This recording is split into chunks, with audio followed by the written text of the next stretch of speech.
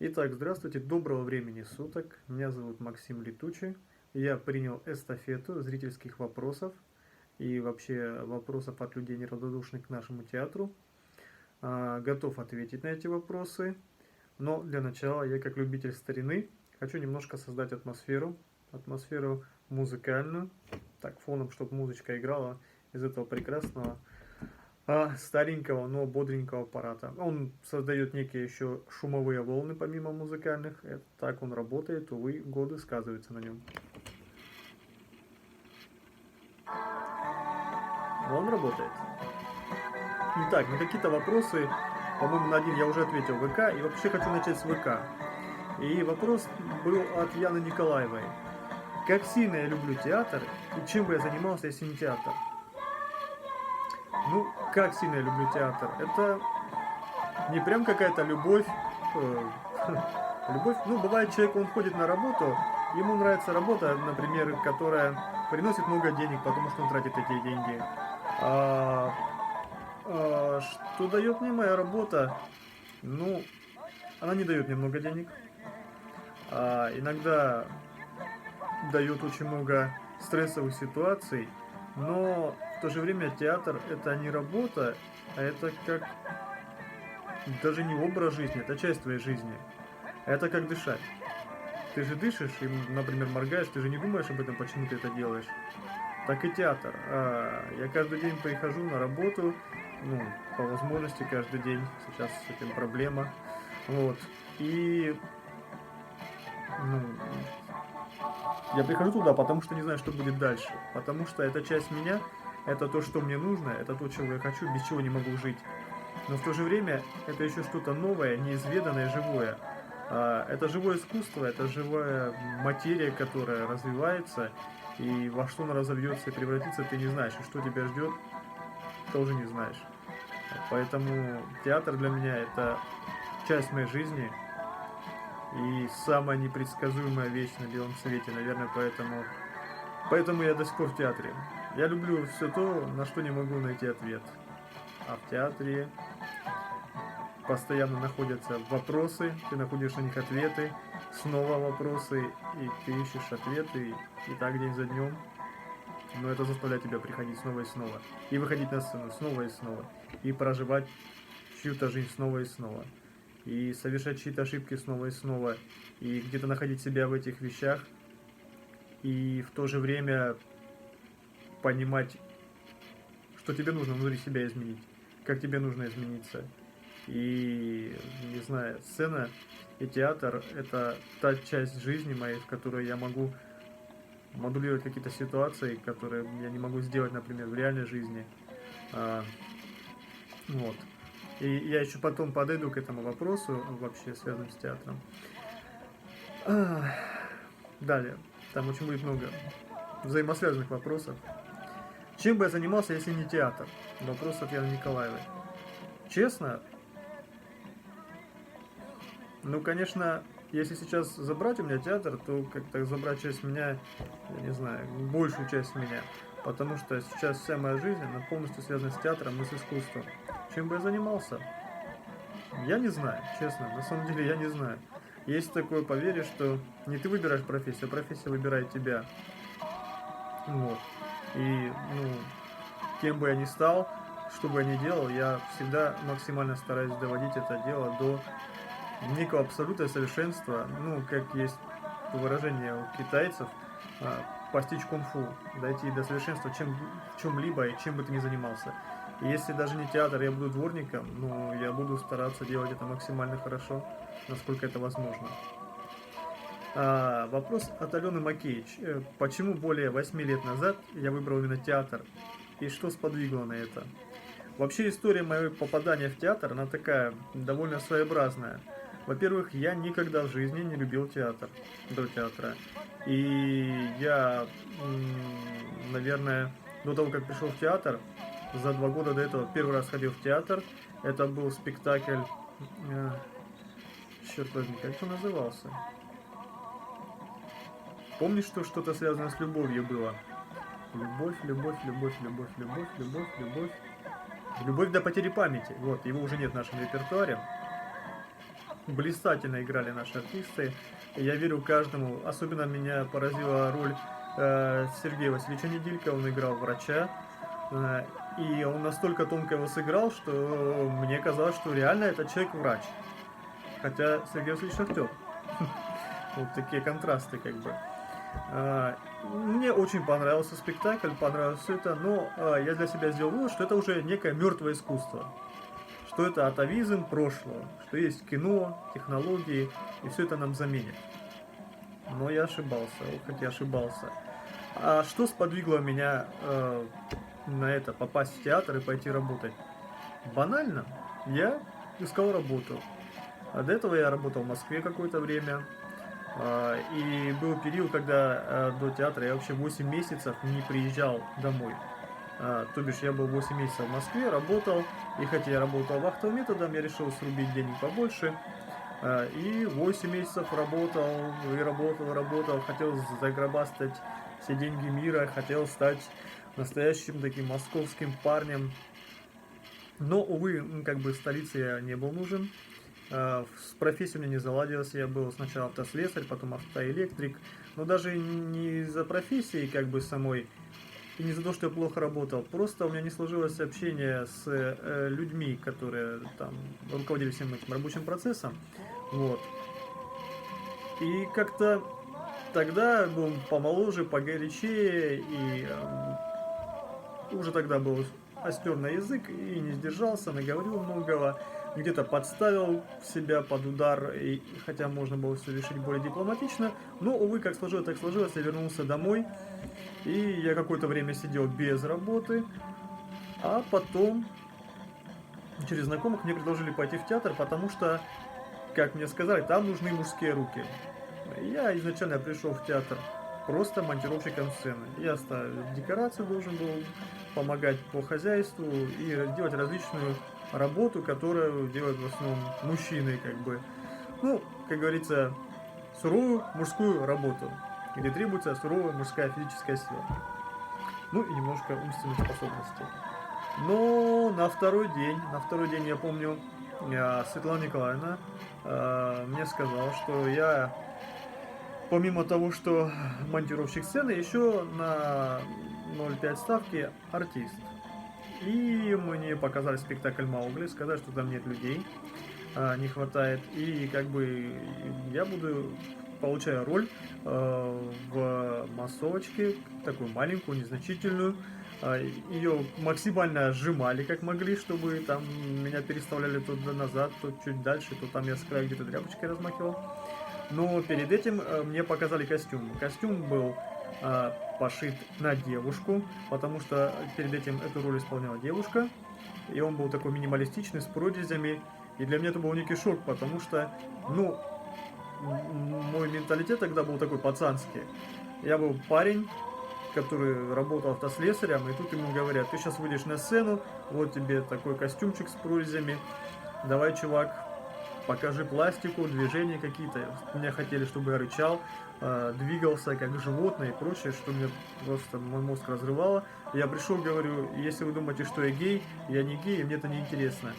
Но я хочу выразить огромнейшую благодарность Светлане Николаевне Сополой за то, что она со мной потратила, наверное, маленький кусочек своей жизни, потому что мы очень долго беседовали, и я думаю, даже не потратила часть своей жизни, а подарила мне часть своей жизни, объясняя, что такое театр. Наверное, она мне привила эту любовь к театру, она мне показывала различные видео, мы посмотрели с ней спектакль, и она мне объясняла многие вещи так, как она их видит, а не так, как я их воспринимаю. И я подумал, действительно, ведь можно на это посмотреть с другой стороны. Да и вообще, почему бы не попробовать? Мне всегда было что-то интересное, новое, и как бы я думаю, так, была не была, брошусь в омут с головой. И как бы дар убеждения Светланы Николаевны, как человека, который, наверное, видит людей, и она меня увидела и как бы подтолкнула на этот путь, за что огромное спасибо. Конечно, у меня был огромнейший шок. Во-первых, я пригласил друзей на свою премьеру, и когда открылся занавес, это был практически полный зал. Я хотел убежать со сцены, меня останавливали, и у меня был стресс и паника, но все равно я отыграл, я исполнил свою роль от начала до конца, не сорвался, даже более того, я скажу, что я получил некий адреналиновый заряд, что ли. Это как наркотик. Это как будто, не знаю, вот знаете, как у геймеров, они играют в игры, погружаются в иной мир. Вот тогда я испытал такое же чувство. Я погрузился в другой мир, я сыграл в какую-то игру, в которую я впервые играю, и мне это понравилось. Вот. Тогда меня это подкупило, этот адреналин и кайф некий. И скажу больше, что прошли годы, вот, и я как раз теперь в спектакле Маугли играю в том самом костюме, в костюме женском, который мне изначально предлагали. Да, вот так. Немножечко мои ориентиры сдвинулись в другие стороны, перестроились и стали такими, как они сейчас. Но они до сих пор формируются. Олеся Девицкая. Если бы передо мной стал вопрос выбора профессии, что бы я выбрал? И какая цель у меня в жизни?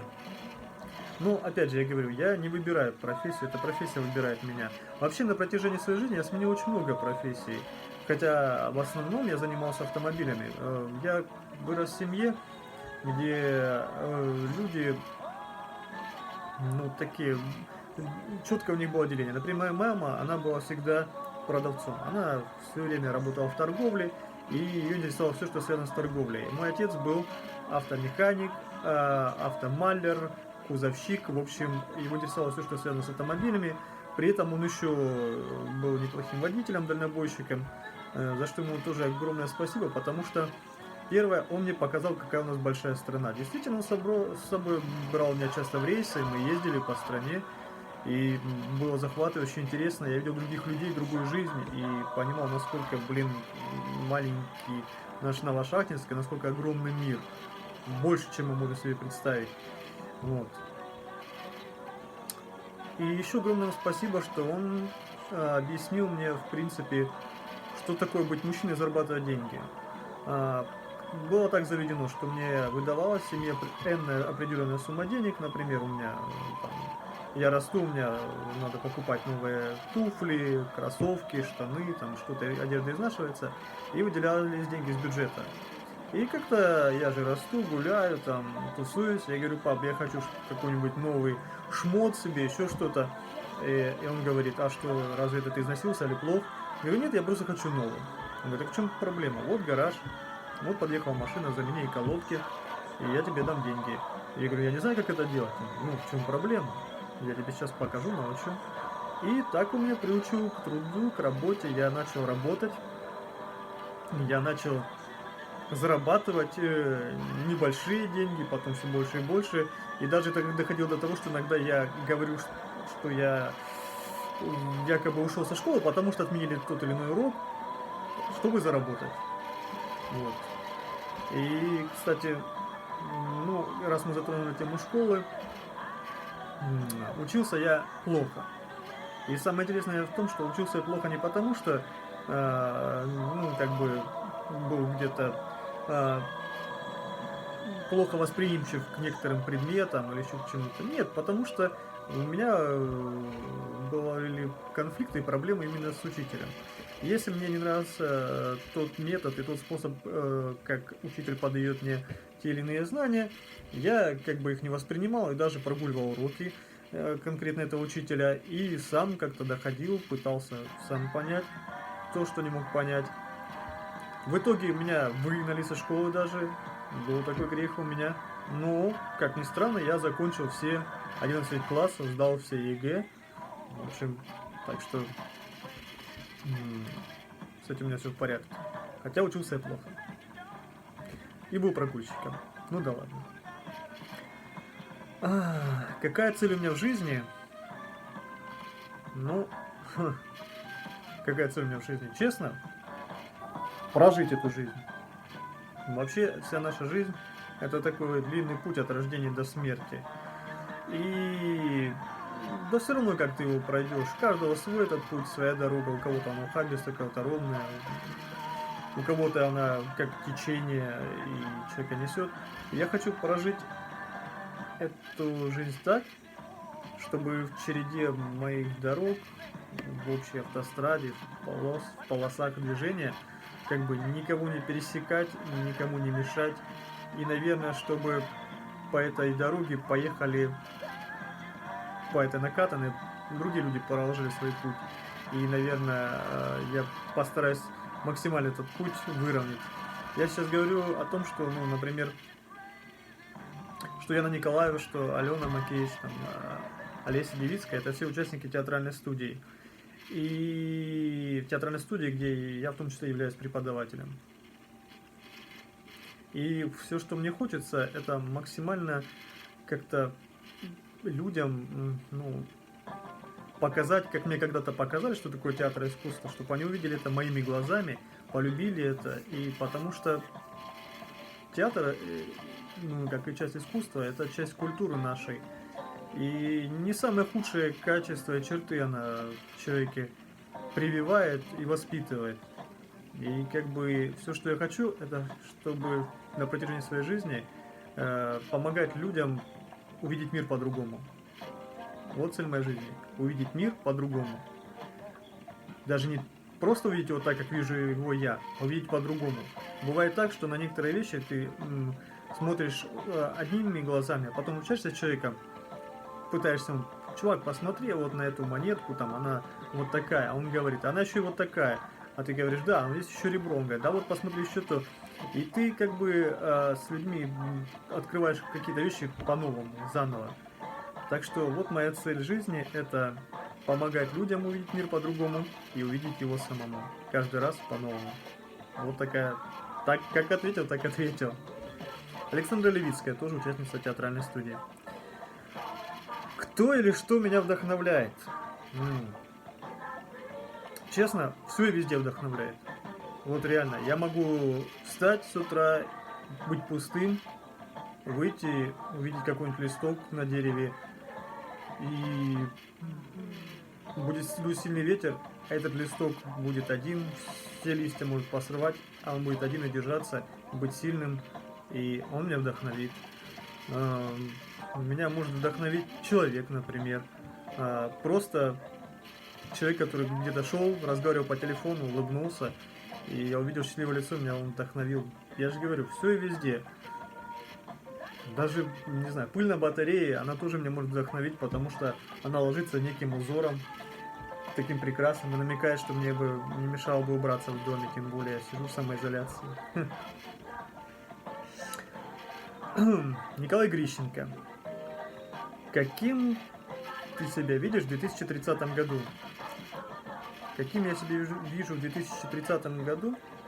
Ну, визуально, думаю, чуть-чуть помолодевшим, чуть помоложе, чем сейчас.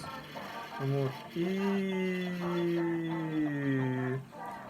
наверное, у меня еще больше будет впечатлений, ролей и людей рядом, с которыми я могу общаться, знакомиться, находить что-то новое, открывать что-то новое для себя. В общем, в 2030 году, через 10 лет, я себя вижу помолодевшим, с кучей друзей, с кучей впечатлений от того, что, наверное, объездил весь мир. Я все-таки планирую путешествовать, очень хочу этим заняться. Выплачу ипотеку. И, наверное, моя коллекция будет еще больше. Вот, и будет что рассказать и показать людям.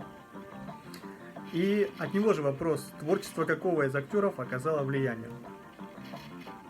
Вот честно, как ни странно, я человек, который вырос на фильмах Брэда Питта. И, ну, не знаю, он какой-то был всегда разный. Он постоянно то был воином древности, то солдатом, то романтиком, то героем-любовником, то смертью. Но он был такой разный, и мне он нравился.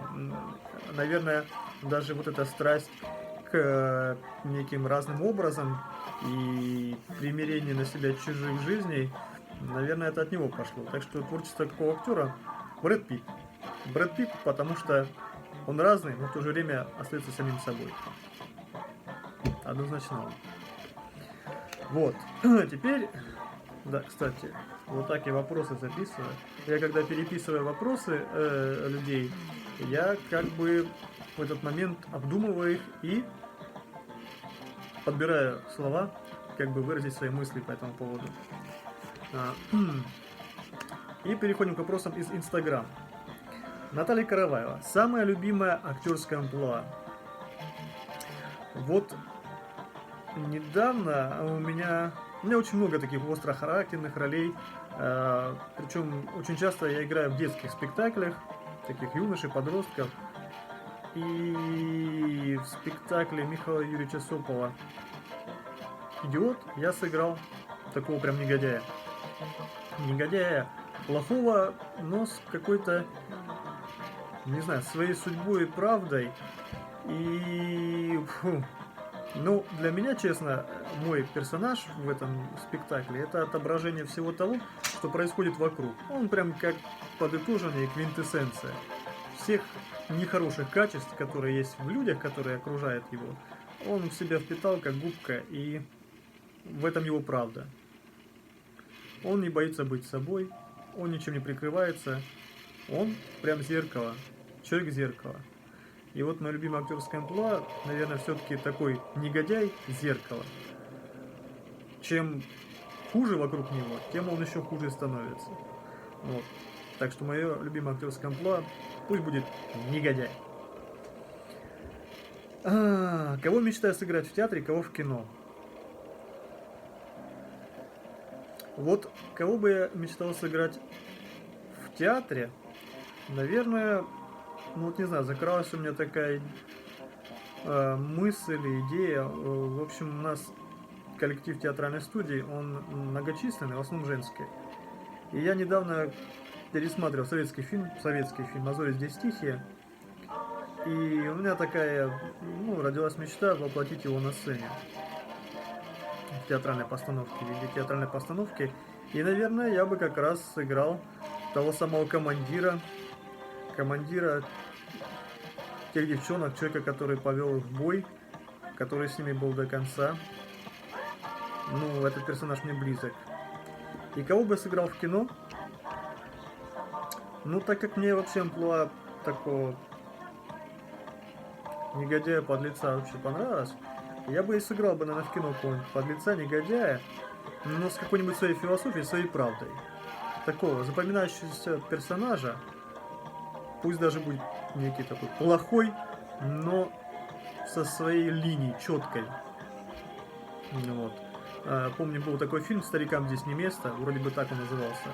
И там был Антон Чигур, киллер, наемный убийца, демоническая личность, но вот он мне очень близок.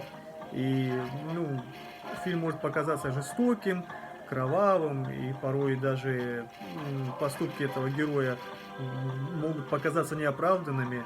Но поверьте, если подходить ко всему к этому с философской точки зрения, то ты начинаешь переосмысливать некоторые вещи. Вот такого я хочу сыграть персонажа.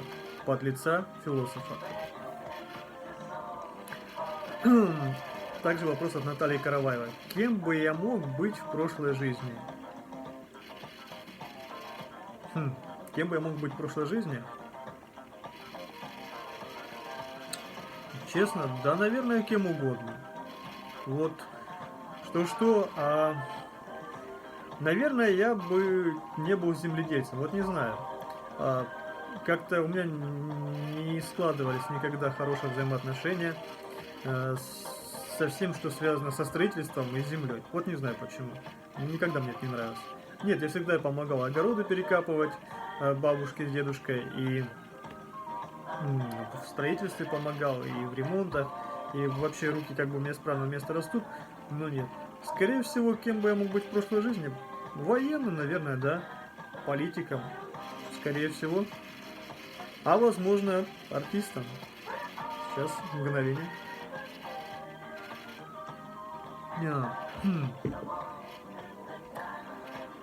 И также вопрос от Натальи Караваевой. Заветная мечта. Но, подытожив предыдущее сказанное о мечте, вообще, в смысле моей жизни, моя заветная мечта — стать маяком, проводником и помогать людям, помогать найти свой путь. Такова мне мечта. Василиса Стефаниди. Вопрос из Инстаграма. Ой, Василиса Стефаниди. Это очень близкий мне человек, близкий друг, человек, с которым я, наверное, первым в театре, когда пришел, начал хорошо общаться. Она исполняла роль Багиры. Причем мне этот человек открылся не только как симпатичная девушка и талантливая актриса, а вообще как очень глубокий и очень тонко чувствующий человек. И, наверное, как раз она почувствовала в тот момент, что мне нужно поддержать, помочь и направить меня. Простите, я кассету переставлю. Так, мгновение. А то как-то без музыки скучно. Итак. Так, продолжаем. Вот. За что большое спасибо Василисе за поддержку. И вопрос от Василисы. Как я принял решение о том, что театр станет моей основной работой? Я как бы не принял это решение. Я еще раз повторюсь, может это прозвучит глупо и как-то расплывчато, и, опять же по-философски, но, наверное, в какой-то момент театр принял за меня решение, что он станет не просто моей работой основной, а частью моей жизни. И мы друг друга нашли, я и театр. Также вопрос вслед от нее. Есть ли осознание того, что вырос за эти годы благодаря театральному опыту?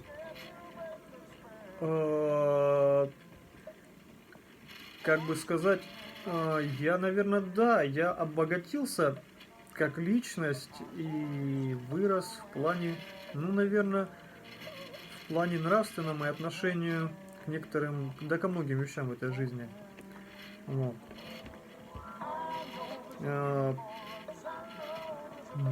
Просто мало того, что я стал смотреть по-другому на некоторые вещи, я стал по-другому относиться к людям. И что дал мне театральный опыт?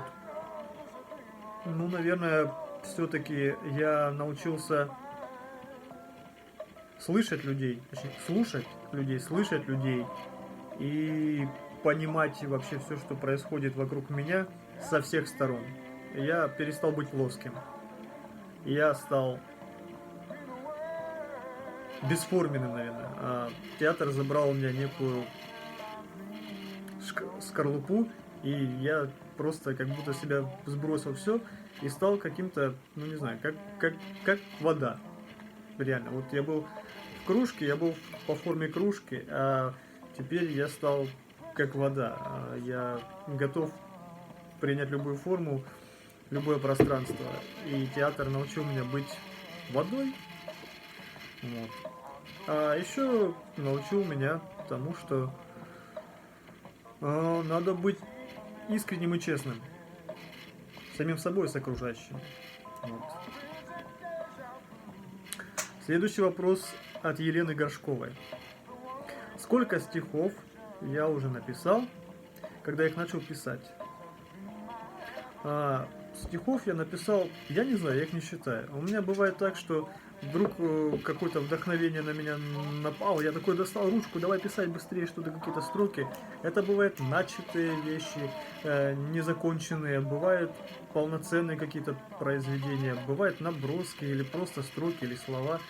Но я это не считал, а писать стихи я начал, наверное, в первом классе. Я помню, в первом классе нас попросили придумать сказку.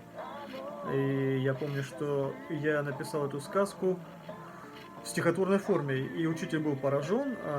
Она любила меня, мой первый учитель. И она говорит, как так? Кто мне помог? Она, кстати, знала мою бабушку. Я жил вообще с бабушкой до 17 лет в основном. Хотя навещал родителей и ночевал у родителей, проводил у них время. Но моим воспитанием полностью занималась бабушка-дедушка. И бабушка по своему первому образованию, она была филолог, учитель русского языка и литературы. Поэтому с детства я любил читать, я уже мог писать, и у меня был неплохой базовый набор знаний. И вот в первом классе я написал сказку про богатыря в стихотворной форме. Не помню, насколько она была хороша, но ее отметили. Я потом ее оформил, переписал, сделал красивую иллюстрацию сам же. И она долго была там в таком маленьком школьном музее. Поэтому с первого класса 7 лет. Какая, также вопрос от Елены Горшковой, какая ваша любимая историческая история? Какая моя любимая историческая история? Историческая история.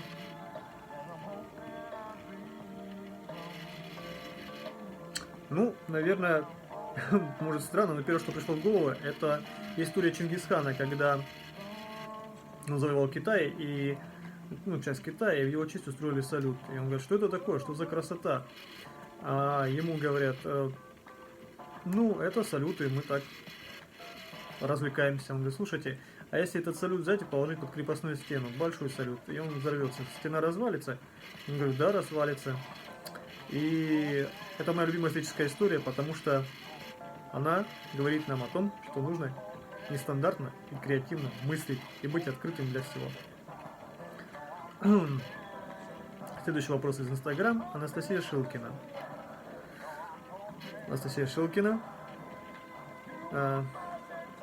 Это, наверное, тот человек, который меня очень хорошо и давно знает еще до театра, потому что мы вместе учились в школе. И она знает меня с других сторон. И, наверное, надеюсь, что я изменился за эти годы в лучшую сторону. И надеюсь, она это заметила. Хотя я всегда был хорошим парнем. Любимое литературное произведение? Вопрос от Анастасии Шилкиной.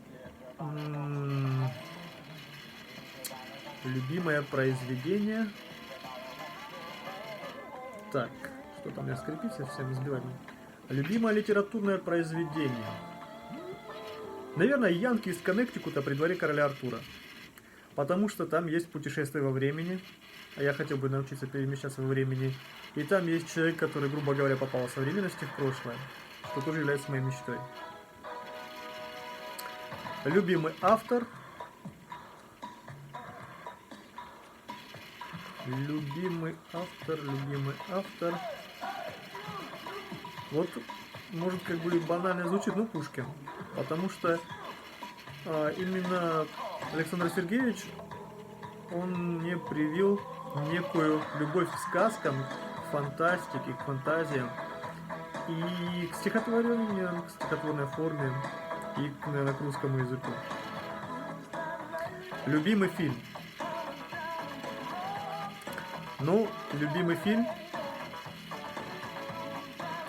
Любимый фильм, и там же есть следующий любимый актер. Наверное, все-таки «Таинственная история Бенджамина Баттона» и Брэд Питт. Потому что эта история о вечном, наверное, история жизни и смерти. О том, что человека ждет на этом длинном пути. И эта история заставляет задуматься нас о том, как пройти этот длинный, сложный путь. Какой бы он ни был по времени, он все равно для каждого покажется длинным. Вот.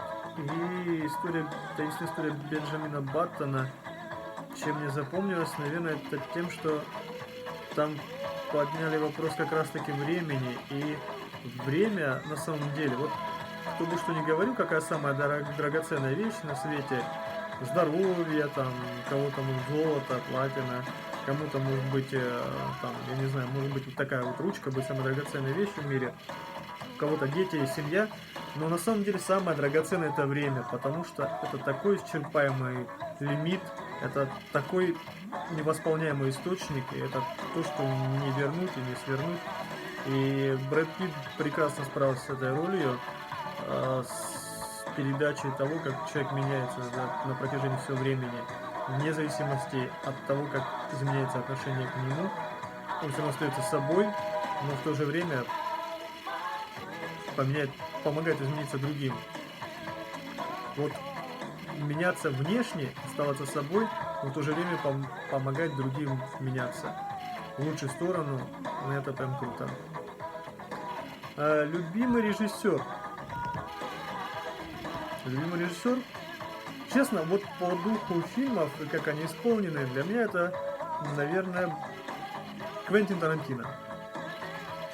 Во-первых, по-своему креативно все очень снято. Во-вторых, он подбирает и расставляет очень грамотно артистов по местам. И мне нравится, как он передает атмосферу. Не знаю, все его фильмы наполнены своей какой-то определенной атмосферой. И есть что-то, что цепляет. Ну вот, как картина. Может быть, для кого-то это полная размазня, а ты понимаешь, что тебе это зацепило, в тебе это что-то будоражит, и ты не можешь даже объяснить, что ну вот именно эта картина. Вот для меня Квентин Тарантино вот именно такой режиссер. Вопрос также от Анастасии Шилкиной. Любимая роль. Вот что могу сказать по поводу того, какая моя роль любимая.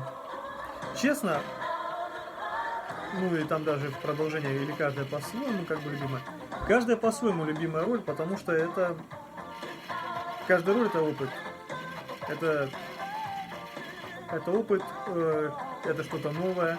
И слава Мельпомене, что, может быть, у меня и были схожие амплуа, или там даже порой очень похожие роли между собой, но они все разные.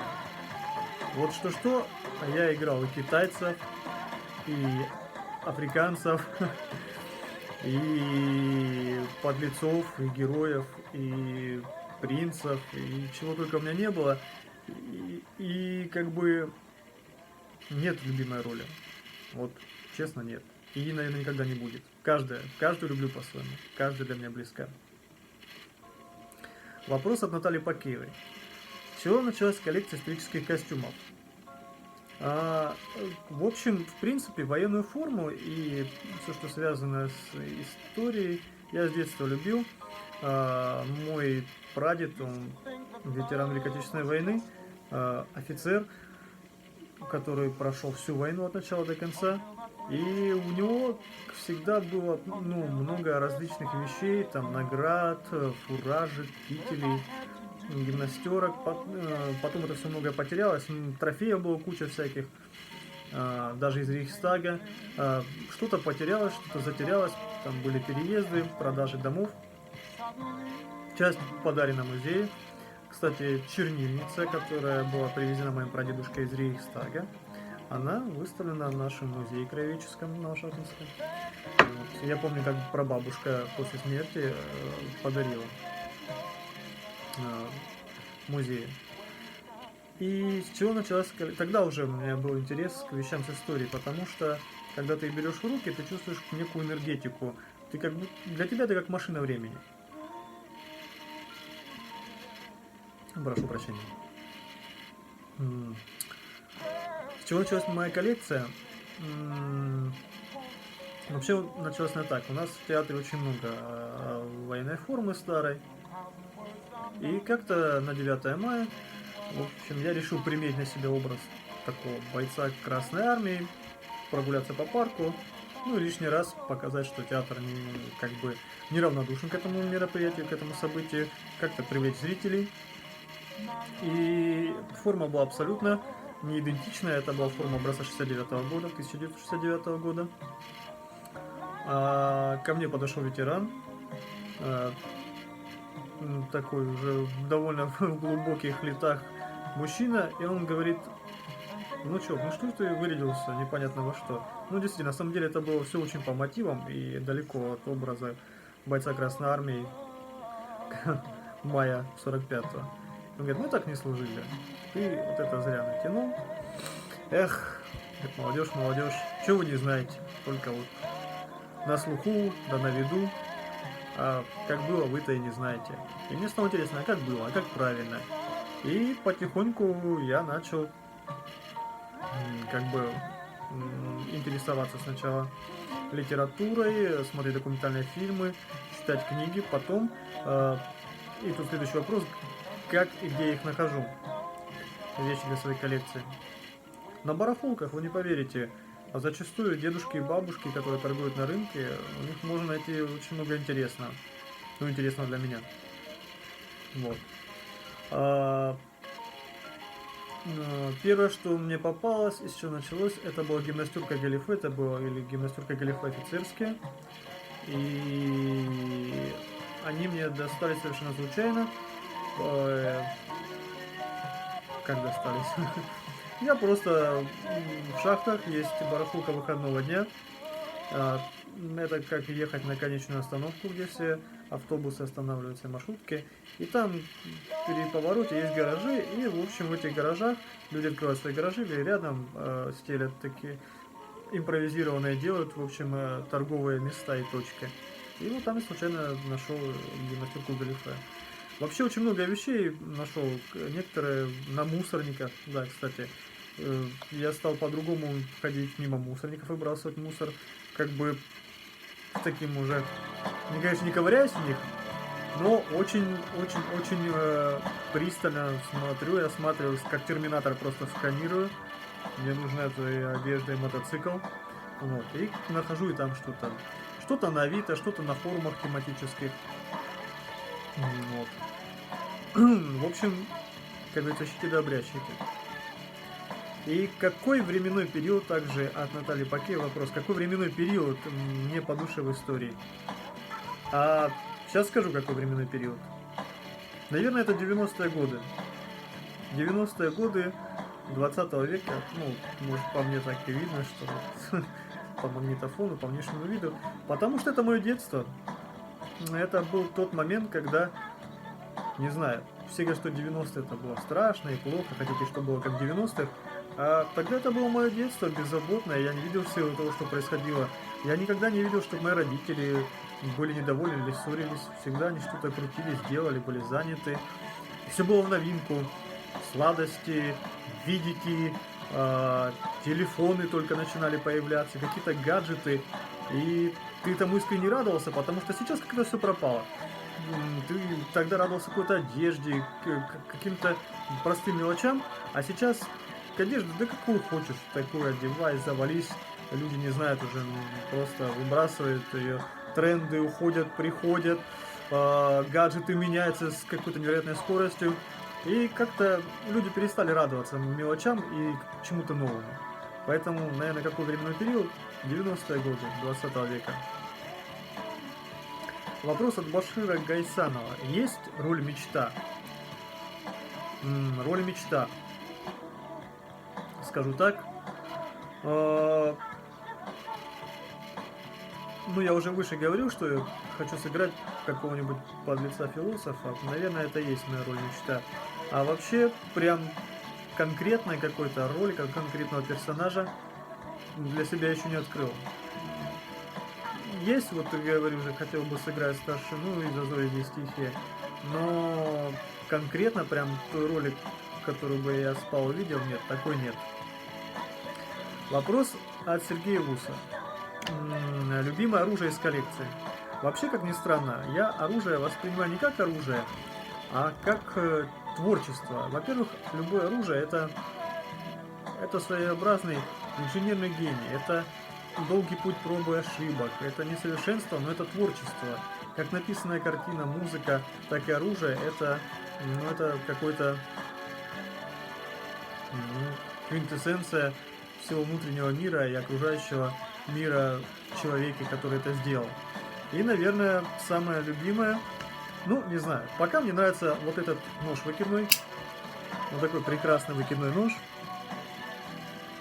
Очень красивый, здесь изображен дракон, и я вижу, как много здесь человеческого труда вложено, и для меня это пока любимое оружие, потому что это своеобразный такой, ну, это своеобразный маленький шедевр искусства. Его подарили мне друзья на день рождения. В принципе, на этом все.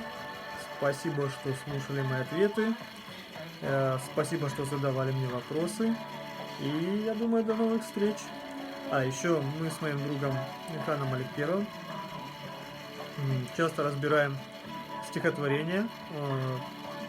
Пока идет самоизоляция, мы, самоизолировавшись, принимаем, как я сейчас принимал вопросы, мы с ним принимаем стихотворения различные, типа прозу от людей, тоже начнем скоро принимать, и мы их разбираем и высказываем свое мнение. Мы не аналитики супер, не критики, просто как обычные читатели делимся своим мнением и делимся в том числе и своими произведениями. Все это обсуждаем, как говорится, когда в онлайн, когда в записи, потому что сейчас все очень нестабильно, и надеюсь, это видео нормально зальется и в нормальном качестве. В общем, я не прощаюсь с вами, до новых встреч, пока!